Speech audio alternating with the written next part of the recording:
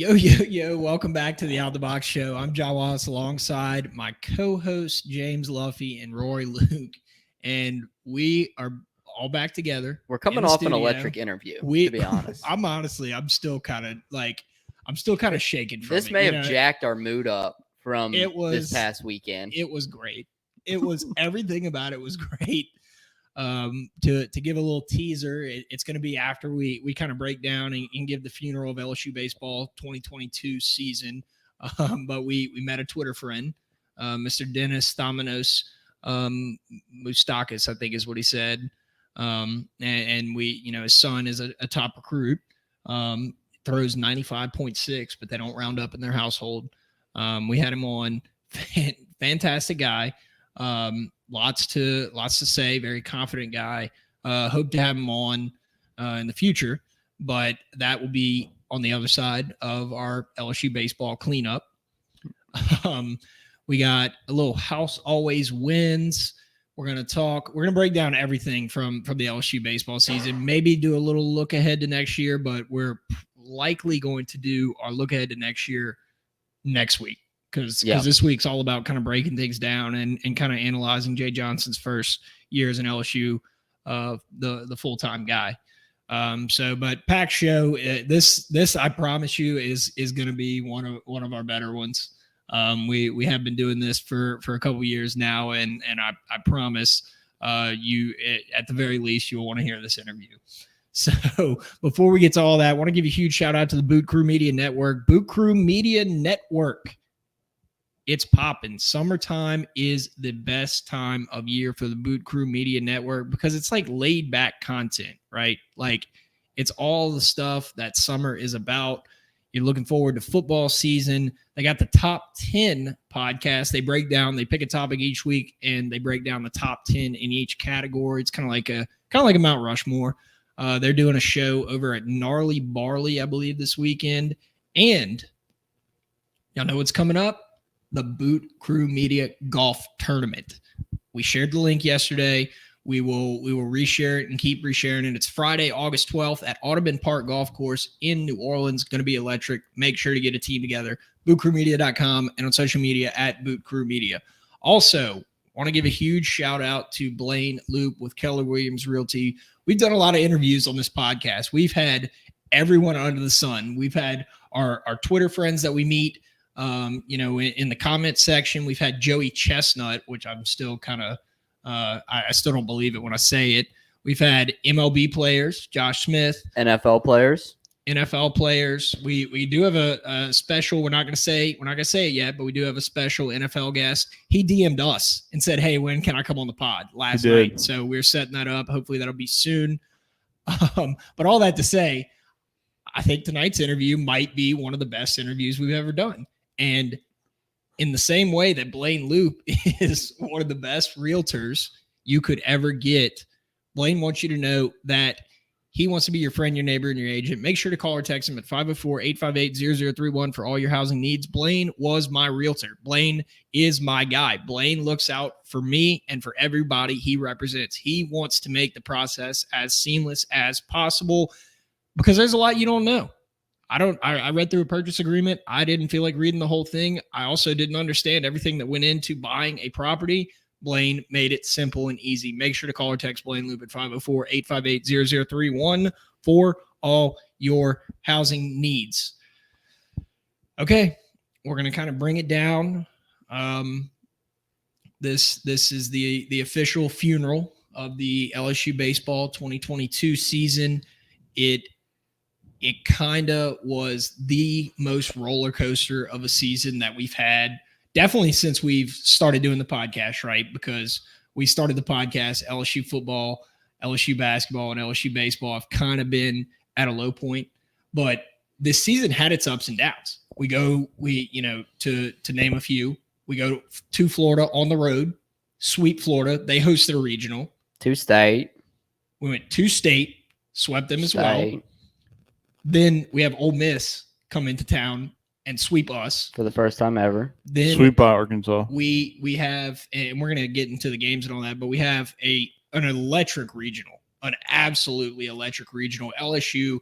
That is why that is LSU baseball right there.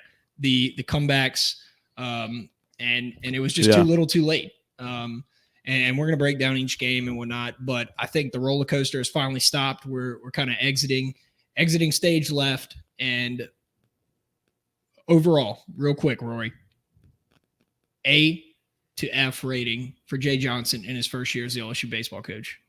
Pluses and minuses count. I'll give it a B minus, and I'll let everybody grade, and then we can talk about grades. B minus. Yeah, I'll go B plus, just from the guys we had coming back and what we had to what he was able to change in a small time period. Just because I want to give a higher score than y'all, I'm going to go A minus. I think he didn't realize, right? He didn't fully understand what coming to the SEC was, and that's growing pains. We knew that was going to be a thing, right?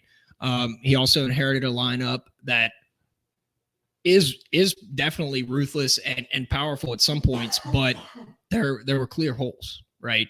And I do think, and I think this is kind of the common thought, is that there's going to be some turnover next year for sure. Short of Jacob Berry and Doty leaving and a couple other guys, like there's going to be some guys that transfer and leave the program just because like year one didn't go exactly how they imagined it with a coaching change. Yeah, I think that, and we can talk about the future later. I think, obviously where you'll see the most turnover is in the pitching.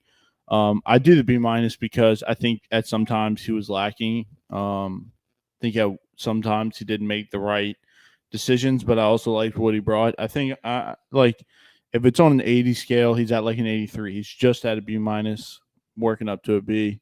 But the pitching staff he inherited was awful. He brought in guys that were crucial throughout the year. Riley Cooper was crucial throughout the year. Raiselman, Gervaisi, Collins at times. He did bring in guys that were pretty much our best pitchers. Did he always use them at the right time, right guy? Maybe not, but that's also a guessing game. Yeah, and I think that they did. I think they did a great job managing the staff. Like towards it, and we'll get to the games in a second. It's hard to nitpick because as a team ERA, I think they were top 10 in the country. Yeah. But individually, if you go down the line, it's a bunch of like really average ERAs. Yeah. And the bullpen pitched 2/3 of the innings this year. Yeah. I heard that stat today. So that's just, with what they had, I think they probably did the best job that they could have. Yeah. As far as like making decisions, that's when it comes to coaching baseball, you're never going to be perfect in that category. No, and I agree. And I think also, I'm just looking at this year, but if you look at what's coming in the future and what he's done on the recruiting trail and stuff like that, I think that he's going to be a great coach. He's going to be a great recruiter. He obviously is. And we'll see that coming. This whole team could look completely different. He'll hit the transfer portal, and obviously LSU is destination in the transfer portal. Hopefully, maybe we get a commitment from Toby soon, maybe be in his top 261. But outside of that, I think that this team will be better. I think with two frontline starters and Mikhail going on Sunday, I think this team looks completely different. So, like I said, I'm sick to the B minus though. But and look, since opening night, the guys that we thought we'd have and were in the starting lineup, Javon Coleman, who may have been our Friday starter had he stayed healthy this year. He was great at the end of last year. Yeah. And then Cade Beloso was in the starting lineup for game one. And y'all know who else who didn't play another game besides the first game? Either y'all have a guess? Was in the starting lineup. Not Milazzo.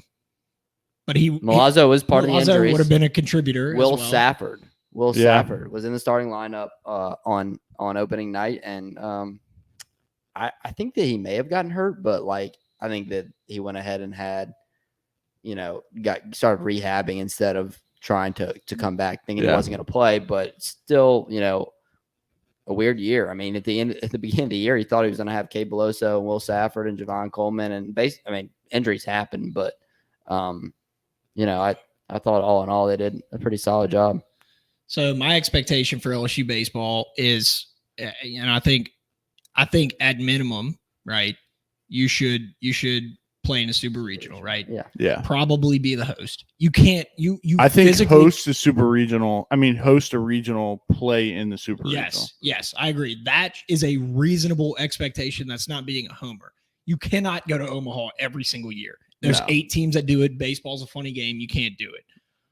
I think, given the way Jay Johnson, like the program was, for lack of better words, it wasn't in just a perfect spot to come in and take over. We had pieces, but it wasn't it's like you had all the puzzle pieces to get the puzzle done, but there was 1 or 2 missing puzzle pieces and you can't finish it.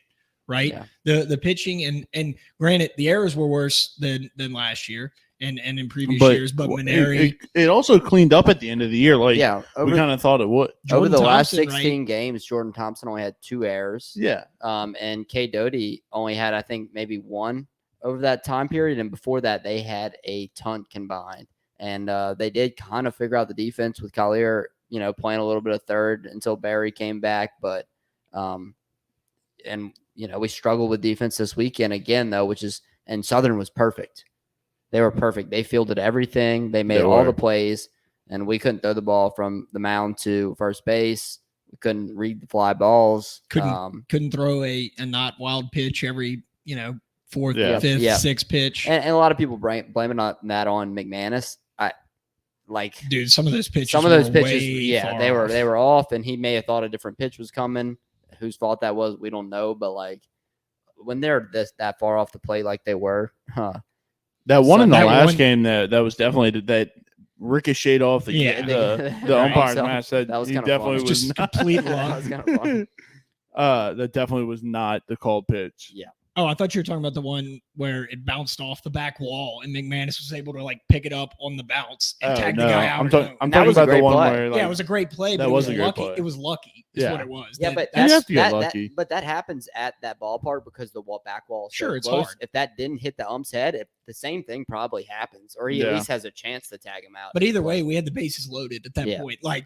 You gotta get it out before that situation, and a lack of, like you said, Rory, you have to have a Friday and Saturday guy at minimum, and whole staff Sunday if you can. I mean, we've said it before. Mikhail's been a great player, great guy for the LSU baseball program for the last 4 or 5 years, but he's not a Friday night starter in the SEC. He started out his career his freshman year as a Sunday starter.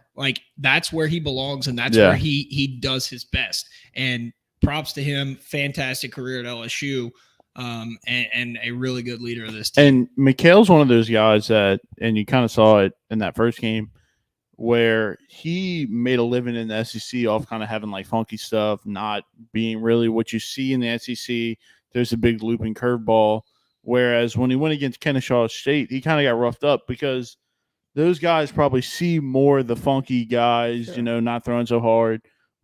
Whereas the SEC players, you see the Raiselmans, Ty Floyd throwing 95, Also, shout out Ty Floyd. He came a long way the back half of the year. Sure. Honestly, looked really nice. And I think if he sticks around, which he should, I think he will be a key piece going into next year. Yeah, and I mean, a couple more injury things too. Doty and Barry were hurt going into the postseason, and Trey Morgan. Trey Morgan's been hurt all year. Hobbled. I mean, he's been hurt all year, but you could see it wearing on him game by game. Yeah, I'm sure he'll have some kind of surgery or do something, and he'll be back healthy next year. But that again, that's going to happen in sports. But we kind of limped into the postseason. Honestly, we did. And the performance, we were right there. I mean, contrary to Dennis and his son Toby's belief, we were in big spots. We were in a regional down a whopping amount of runs, and we're able to come back 2 out of the 3 days, and to lose it by 1 run to a team that's better than you this year, Southern Miss, deeper pitching. Granted, they had to play an extra game earlier that day. They were phenomenal on defense too. The day before, and then force was it game 7? Is that what it is? Mm-hmm. You got to force the game 7. It's not really a game 7, but it was the 7th game of the regional. Yeah. So technically, one way, 6 one way, half a dozen another. But Yeah, I mean, we lost to a good baseball team. Southern Miss is good. Yeah. So that's why I'm thinking there was the pieces were missing this year, and Jay Johnson held it together as much as he could, and it was going to be a learning year. It was going to be a learning curve. You can't just come into the SEC when you haven't been here. I mean, Paul Maneri, when he first came to LSU, he had a tough time. He had to get used to it. 3, 4, I forget when they made the switch, but we win a national championship in Omaha in 2009, which was, I believe, Maneri took over in 2006 or so. Anyway, we're right there. We're right there. We're so not far off of being a competitive team. Couple transfers.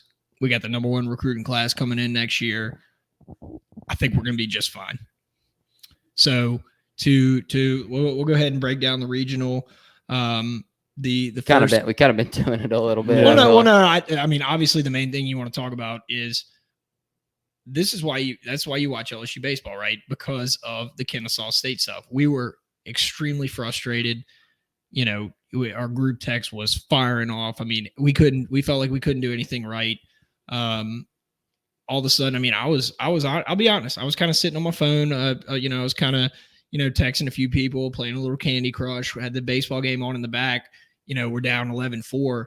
And then all of a sudden, LSU starts coming back, score 10 runs in the bottom of the 8th inning. Like I tweeted, I was so happy I was able to tweet this, but how could you not be romantic about LSU baseball, right? A classic line from a classic movie.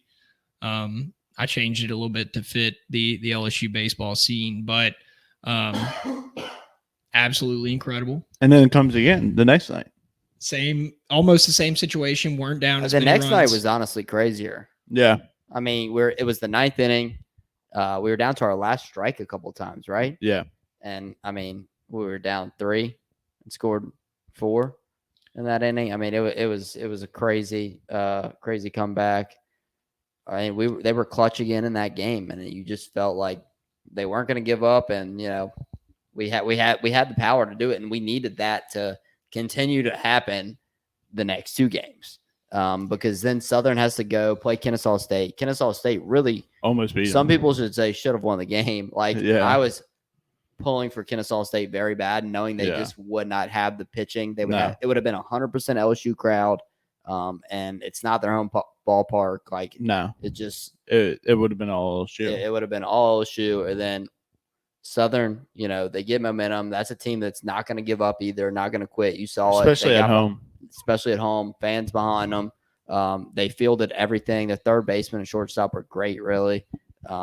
And the top of their lineup, every time that big first baseman guy came up, it just felt like he was going to get a hit. And their 8-hole was.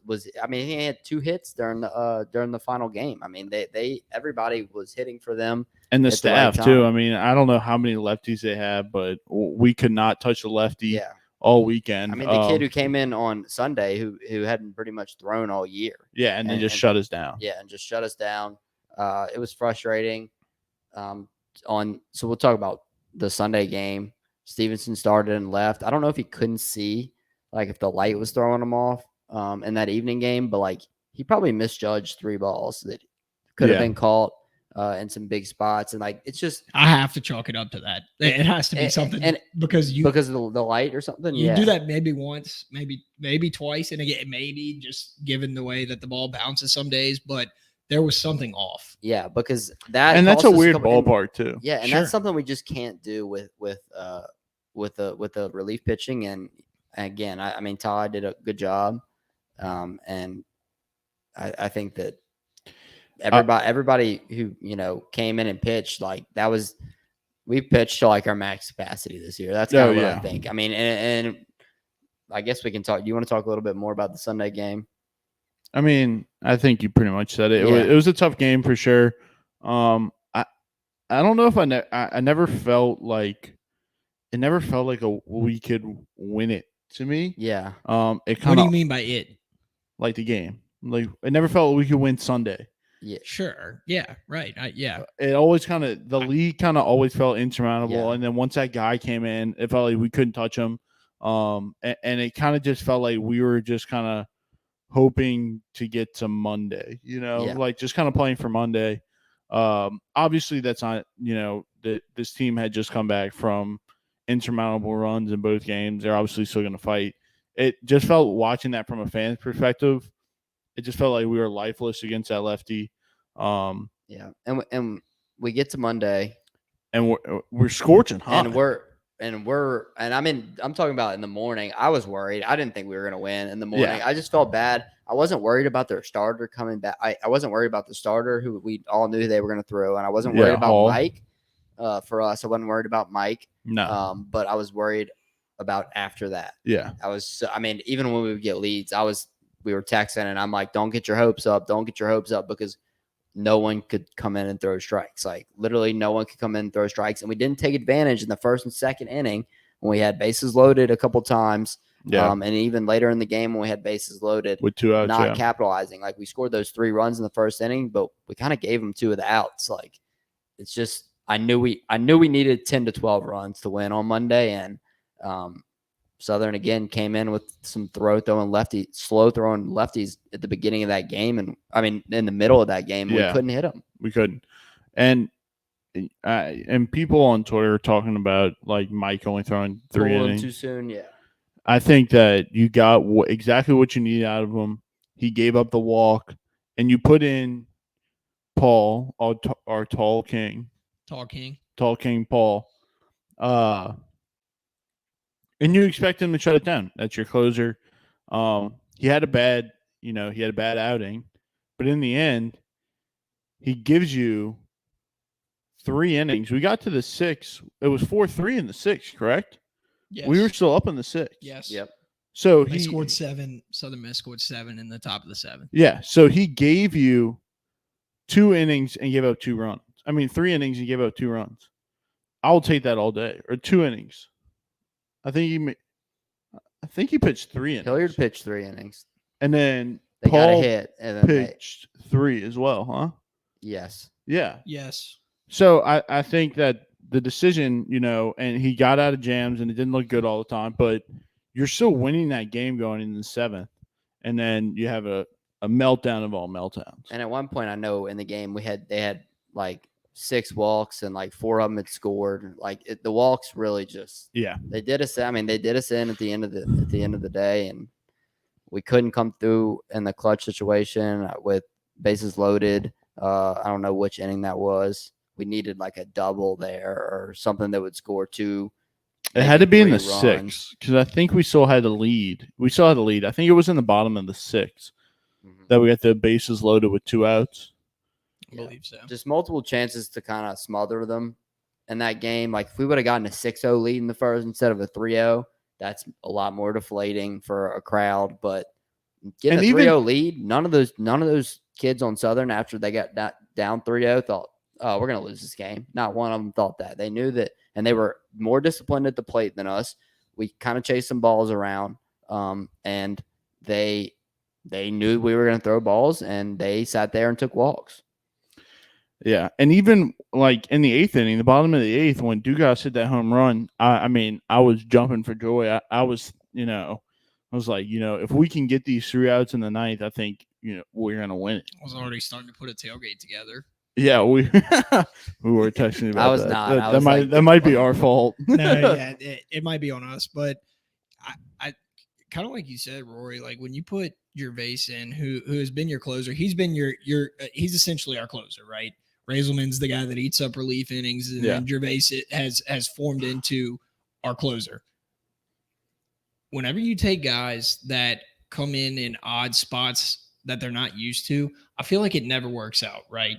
Like when they try to put Mattiot starting a game, a few years ago, whenever they tried to put, Gervais in a spot, did he really think? I don't think he actually thought that Gervais was going to come in and pitch the next 6 innings or whatever. But no, the rhythm is not right. I think that he knew probably before the game that he was going to come in. Yeah, right away. Yeah, I think they're pretty planned out with the pitchers as far as like. But what I'm saying is, it's always, it just seems like it is very tough for a pitcher, especially in college, to come in and pitch like Hasty the other night. Hasty started the game. I forget who it was against, but he came out, and your whole mindset's different whenever you're the starter versus coming in pitch 2/3 of an inning or at most 2 innings in a game. I just think it kind of messes with your psyche. I think you're in a different spot, and to take you out of your rhythm. I mean, you would never. I mean, you might bring Aaron Nola in to close a game if you're in the World Series. Yeah, but I think that Paul was coming in at whatever time, like the earliest time that we felt like we needed him to shut it down, and he just didn't come in and shut it down, which is unusual for him. But that's just how baseball works. He's gonna be great. Paul, I hope he sticks around. I don't know. I think he's a sophomore. I don't know if he's draft eligible sophomore, or he might be a junior. I would assume he'd be coming back. I believe he is a junior because he started out playing. I was listening to the SEC. He's draft eligible for sure. He started out at the Division III school, then went to a community college and was waiting tables at Olive Garden. And then that's when they called him. Yeah, I believe he got recognized. Maybe his dad went on a local podcast for LSU, not this one, obviously, because but yeah, I mean I think he's going to be a great. I think he's going to remain on the team. I also think, just while I'm thinking about it, Dugas, Jay Johnson, like, really poured his heart out to Kevin Dugas, like imploring him to come back to LSU next year. I think that could not be a better leader for this team for next year. Yeah, definitely. I 100% agree with that. And he did kind of do a little early recruiting. So I'm going to clean this baseball talk up. Nice. With Workbox LLC, one of Louisiana's leader in construction, industrial, and residential services. Martine at Workbox is the best. If you need a storage container, portable office, portable restroom rental, roll-off dumpster, call Martine. They have the cleanest porta potties in the state of Louisiana. It is Workbox LLC. Ask for Martine. It is 225-343-4886. If you need a storage container, if you're redoing your house, you need a dumpster, you need something to put your furniture in, call Martine at Workbox at 225-343-4886. All right.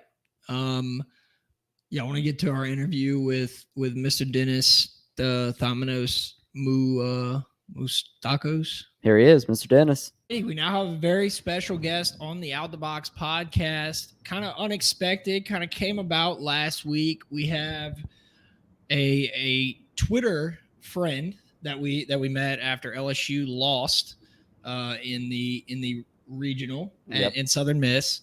Announced that he has 3 sons, and one of his sons would not be considering LSU because they crumble at big moments.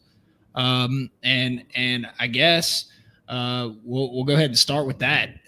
Can you kind of shed some more light and give us a little bit more reaction than Twitter's 140 or 280 characters allows? Yeah, of course. So like I said, Toby's my oldest, top-rated baseball recruit. He's currently at Drew Peacock Memorial High School in Illinois. And, he's got electric stuff. His head coach, Michael Hunt, has said one of the best arms he's ever seen. And this is a MLB athlete, so he knows what he's looking for. But Toby tops out around 95, 96. Great kid. And he's someone that's looking for a proven program that's a winner. And so we've kind of been, taking in the scene these past couple of months around college baseball, looking for a program that might suit us. And to be completely honest with you, boys, Saturday night, I thought LSU was top 3, showed the championship medal. We were ready to come down to the Bayou, but just kind of seeing a team crumble back-to-back days like that, it gave us a little pause. And we just kind of realized it wouldn't be a right fit. And I, for one, was shocked by the backlash I received on Twitter. I thought it would just kind of be like a rip the Band-Aid moment, like you're already down and out. Now you find out you're losing probably the best pitcher in the country, best high school prospect. So, I didn't want to reopen that wound a month from now. So I thought, let's get it over now. And clearly that wasn't the case. I lot of fans were upset with the decision of my son. They said it was my decision. That couldn't be further from the truth. He wants to play for a winner, wants to play for a team that rises to the occasion, that not one that blows back-to-back leads in the region. That's kind of what couldn't agree more. Well, is your son joining us tonight? I'm hoping House build taking a little longer, as I've mentioned it on Twitter, but great kid who frequents charity work. He had a Habitat for Humanity build tonight. Mm-hmm. So hoping he can swing by. But from what I hear, taking a little longer and trying to take Toby away from his charity work would be like LSU trying to hold a 4-1 lead in a regional clincher. It's true. Not going to happen. Yeah, I mean, I think your comment was just a little salt in the wounds, and that may have upset fans. We obviously don't want to lose him, being the top recruit that he is. I see y'all both don't like soccer. What's your gripe with soccer? Just a stupid sport. Like, it's just not fun. Like, in my opinion, if you're gonna watch a game with like 3 runs / points or goals, whatever you want to call them, being scored, watch hockey or baseball. Like, it's the worst of the quote unquote boring sports. The best thing about soccer is that you can miss the game and not miss anything. It's just a waste of time. All right, so I want to get back to Toby. I see that you also replied to some other schools. Who's in the running right now? So who's Toby looking at now? So Toby's trying to keep his options open. I can tell you LSU is out. Gonzaga is firmly out. Gonzaga's in about dead last. He would play soccer before he plays Gonzaga baseball. I'll be honest, I didn't even know Gonzaga had a baseball team before this year, so understandable. Yeah, we thought it could be a little cool. Spokane. We played them in the regional a couple years ago. Yeah, I thought he could learn from a great, upstanding man like Mark Few. He'd never get himself into trouble, but come to find out, they got throttled not once but twice by a team that's played baseball like once in the last 3 years. So that's pathetic. They're out. Mr. Dennis, would he reconsider if there was a big NIL deal coming his way? Yeah, so we actually broached that topic with Michigan. Another thing we don't tolerate in this household is cheating. So the Willie Weiss ejection really took Michigan off the table immediately.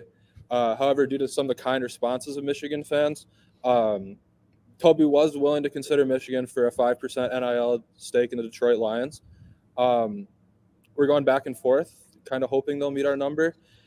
As for LSU, Saints, maybe we're Drew Brees and Sean Payton still there, maybe. I think maybe 1% for every hate-filled comment we got on Twitter.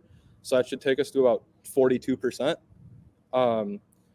If you guys are willing to construct that, we will put LSU back in Toby's top 260. Great. And when will he be releasing his top 260? So that's probably coming later this week. Like, if you want to report this as breaking news, like I said, a lot of teams still in the running. I can tell you, as of now, it is everyone except Gonzaga, LSU, and Michigan. We don't want to rush any decisions. Hoping to get to top 50 maybe by July, top 10 in August, and just kind of see who's willing to give the biggest NIL deal. Well, like you said, he's throwing 95. So is Toby thinking about, that sounds like a 1-1 in the MLB draft.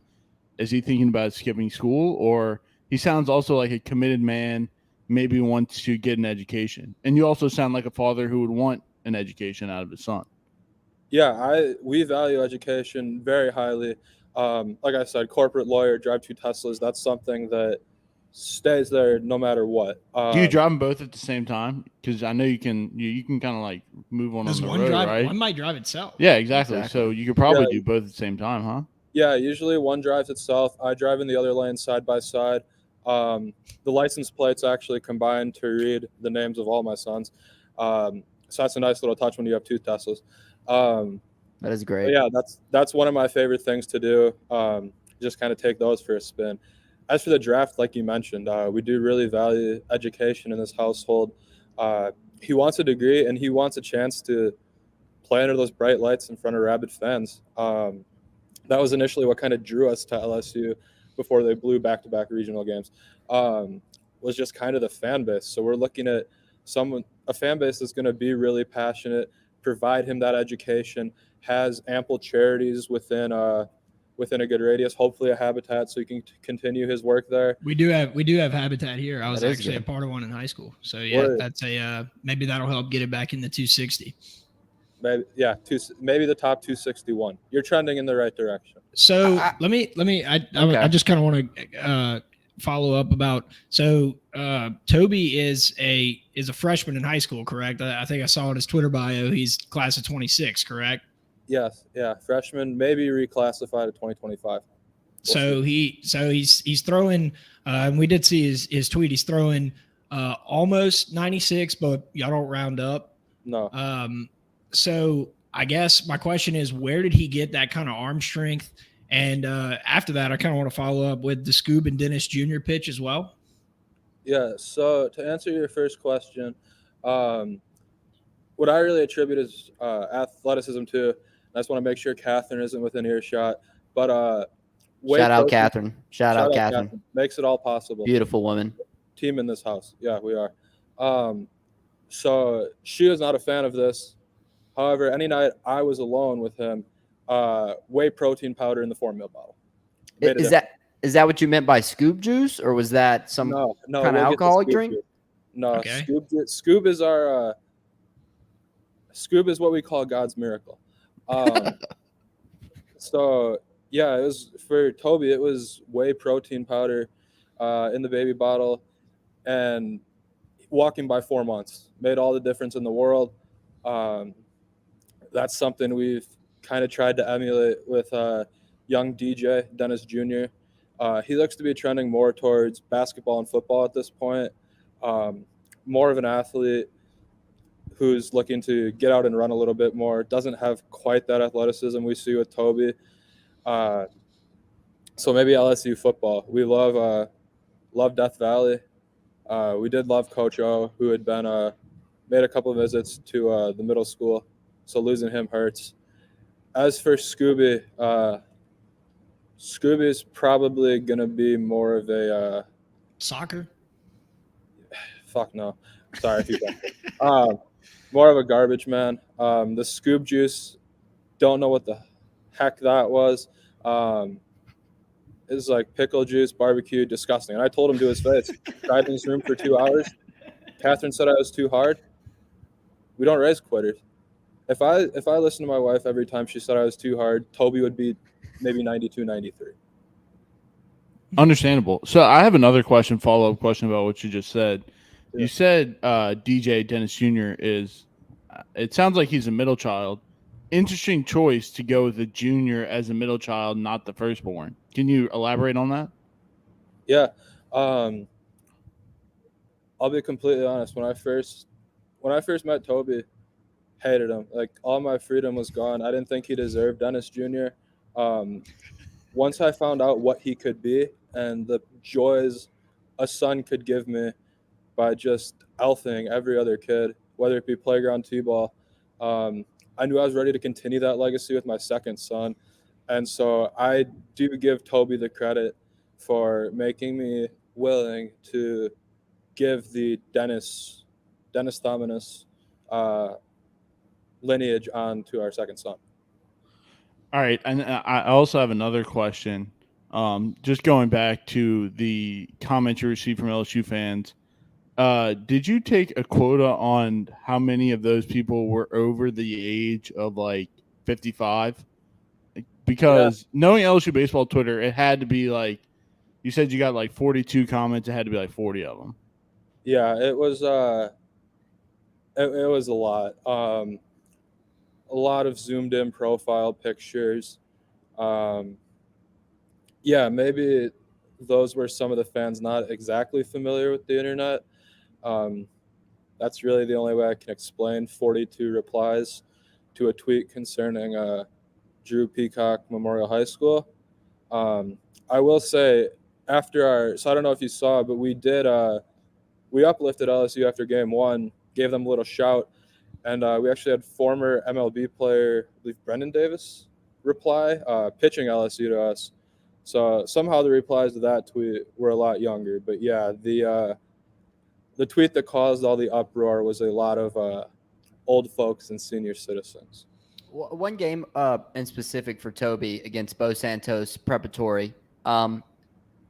When Coach Hunt pulled him out of the game, what's kind of your reaction to that? What kind of relationship do you have with Coach Mike Hunt? I mean, what's the status on you two after that game? Because I know you didn't take that well. Yeah, no, I didn't. That's actually something I wanted to address. I saw a couple of people in the comments saying I'm living through my son.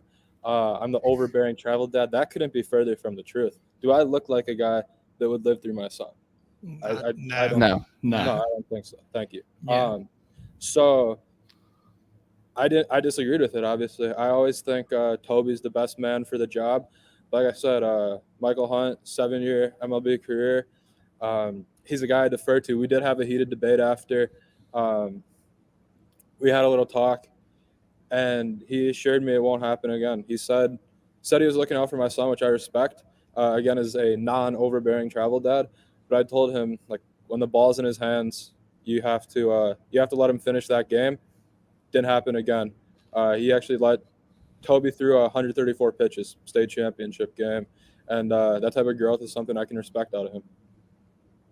That's great to hear. That really is incredible too. Yeah. As a freshman in high school, being able to go that long into games, and I guess keep the stamina up. I think you were right. We thought Rory's parents, since he played football for LSU, and we thought his parents were putting whey protein in his bottle as well. Not like that though. I couldn't throw 95. Mr. Dennis, would you like to plug your law firm? Yeah, so it's Dennis Dominus Law Incorporated. We deal with all types of criminal defense. I don't know if you saw yesterday, 4 felony jaywalking tickets, all cleared from my client's record. Unbelievable. Yeah, it is unbelievable. Is that the record? Like, or do you have any other records as far as like getting people off specific crimes like that? I've hit 7 before, 7 felony jaywalkings. Seems like felony jaywalking is your specialty. Yeah, that is one of I specialize. Actually, the area of law I studied was felony jaywalking and athlete defense. So I actually was OJ's first choice, little booked that weekend. But yeah, if you're ever an athlete, I know there maybe is somebody up in Cleveland. We don't mess with him, but anything like less than that, maybe, weed, stuff like that, where you'll pay, you're willing to pay and get me Tesla number 3. That's kind of what I'm looking for at this point. Are those your only 2 vehicles? Oh, hell no. We have 3 pickup trucks, a couple Jeeps. We have a little sedan that we have prepared for Scooby. He's not a Tesla type of guy. Catherine drives a little PT Cruiser.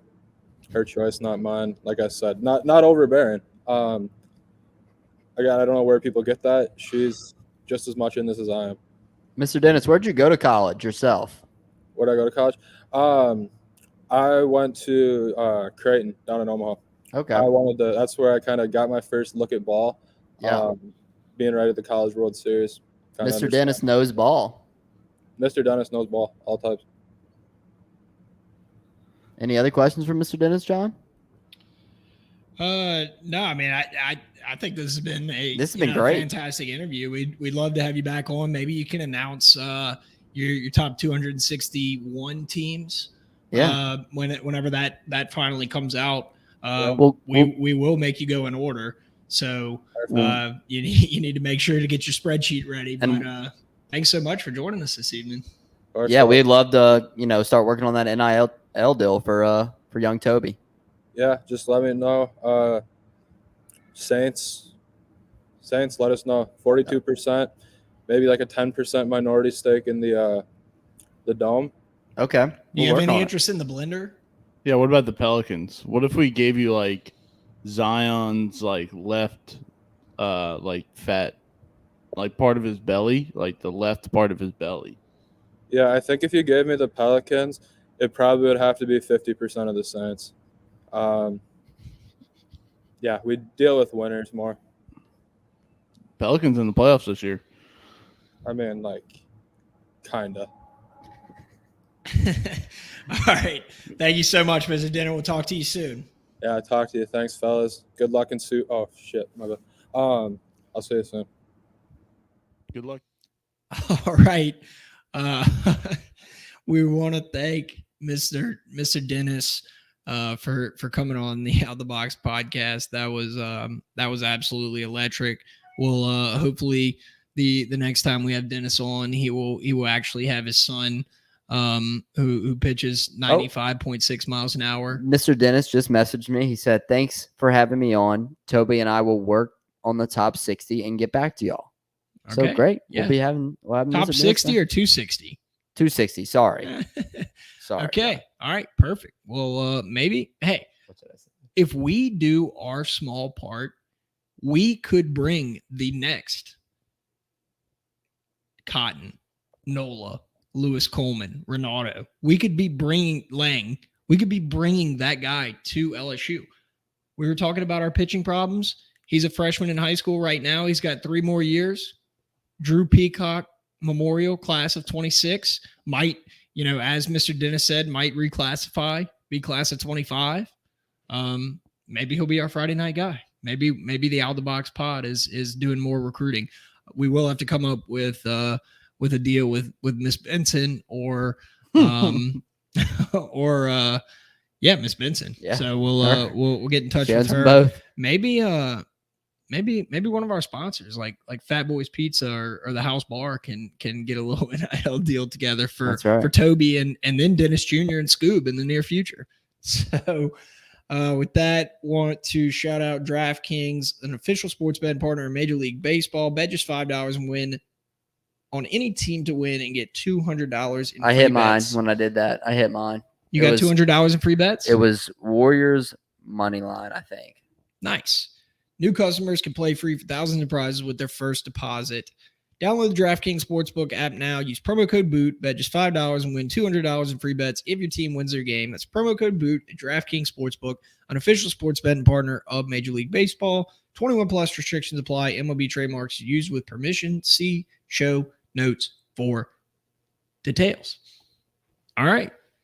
Any miscellaneous stuff y'all want to talk about? Any stuff I'm missing? Not that I can think of. Well, the only thing is, I believe we saw today, we're 92, days away from LSU football season.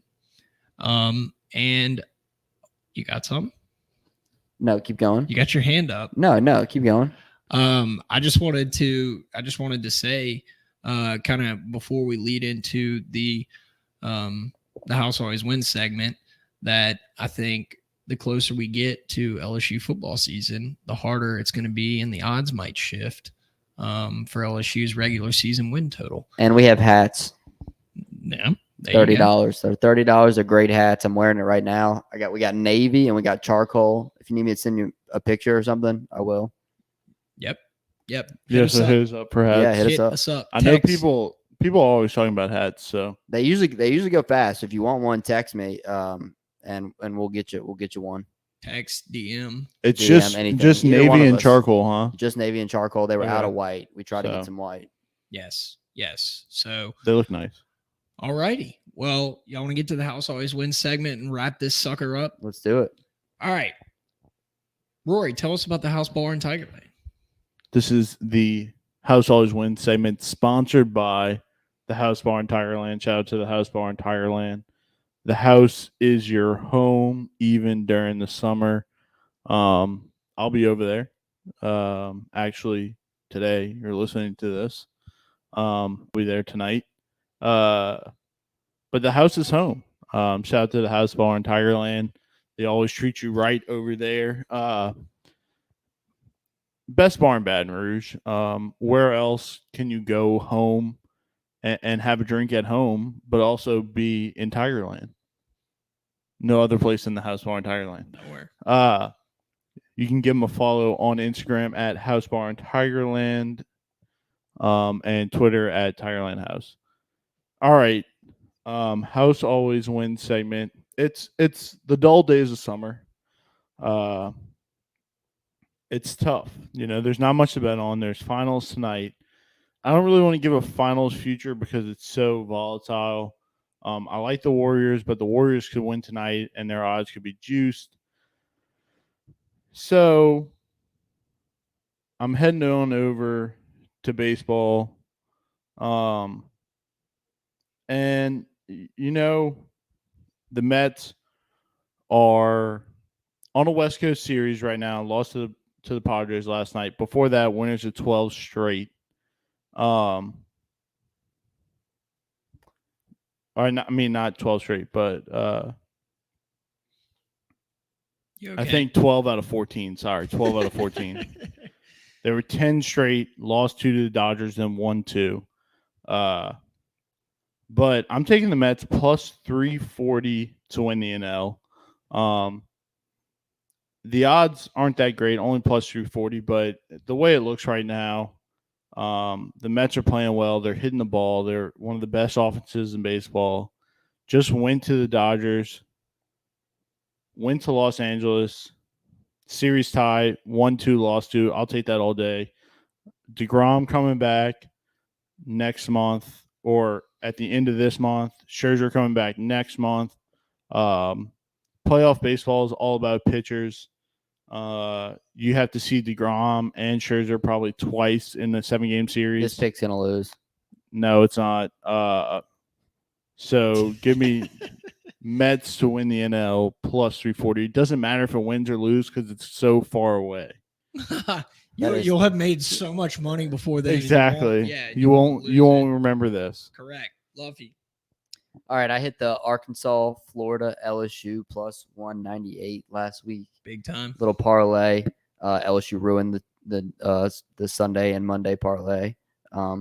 But I think I'm gonna go with the Tampa Bay Lightning to win it all. The Avs are the best team right now, but let me see what the also completely forgot about college baseball futures. Yeah, it's like it's Tennessee or the field. Yeah, it's Tennessee or the field. Okay, so I think the Lightning, if they can finish up the Rangers, it's 2-2 right now. The Avs are already in the finals. They're minus 220. Not worth betting. Tampa Bay Lightning, 3-time champs, plus 350. Since there's nothing else to bet on. I'm looking to see if I can get NCAA futures. Oh, yeah. Yeah, you can. Yep. Tennessee's like minus 140. Tennessee's plus 135. I got plus 150 to win it all. You must not be on DraftKings. Sorry. I am, John. Yeah. It's kind of embarrassing, Rory. I figured you would be. I'm sorry. I'm switching over to DraftKings now. All right. So like we were saying, I'm taking Tennessee plus 150. I'm all about futures during the summer. Less stuff to gamble on and lose my money like during football season and basketball and whatnot. That's kind of coming to an end. So I'm getting my futures locked in for the year. I am going to throw another, unit on LSU over 7.5 wins for next year. Rory, I think I might just keep doing that until the football season rolls around. But I think that's a no-brainer. 7.5 wins. What for about football. this? I mean, I'm just looking because I just realized about college baseball. I kind of like this. Lose, so he's trying to give you a real pick. No, the Mets pitch don't win. I'm not worried about that. They're winning the NL. Scherzer and DeGrom, 7-game series. That's 4 wins right there. Boom, we won. All right.